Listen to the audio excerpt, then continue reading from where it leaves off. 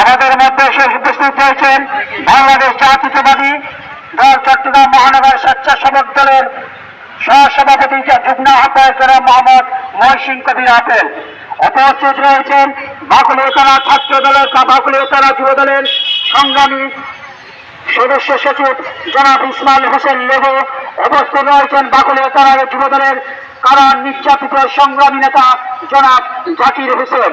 উপস্থিত রয়েছেন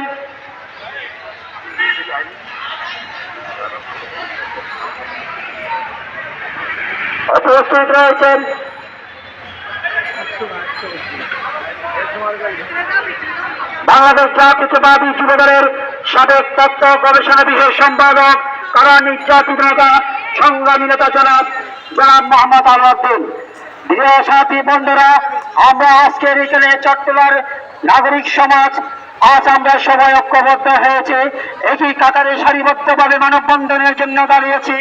আমরা একজন ব্যক্তির জন্য দাঁড়িয়েছি যিনি বাংলাদেশ থেকে স্বৈরাচার শাসকের দূষরকে তাড়ানোর জন্য দীর্ঘ 15 বছর সংগ্রাম করেছে, আন্দোলন করেছে, কারাভোগ করেছে, বারবার কারাগারে গিয়েছে, যার পরিবার যার সন্তানরা ঈদের সময় তার বাবার আদর পায়নি, যার সন্তান যে কারাগারে ছিল কোরবানির সময় কোরবান করতে পারেনি, পবিত্র ঈদের সময় যার বাবা কারাগারে ছিল ঈদ করতে হয়েছে বাবা ছাড়া।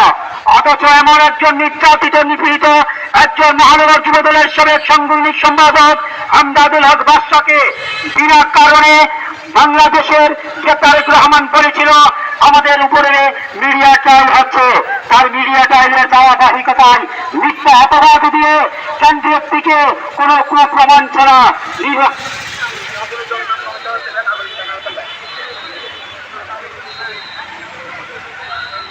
তাকে বহিষ্কার করা হয়েছে। তাই আমরা আজকে চট্টগ্রাম নাগরিক সমাজের পক্ষ থেকে আমরা সবাই ঐক্যবদ্ধ হয়ে কেন্দ্রীয় দায়িত্বে রয়েছে তাদের প্রতি অনুরোধ করছি, আপনারা অবিলম্বে বাংলাদেশ জাতীয়তাবাদী যুব দলের এই আমদাদুল হক বাদশার আমাদের মধ্যে এসে উপস্থিত হয়েছেন নাগরিক সমাজের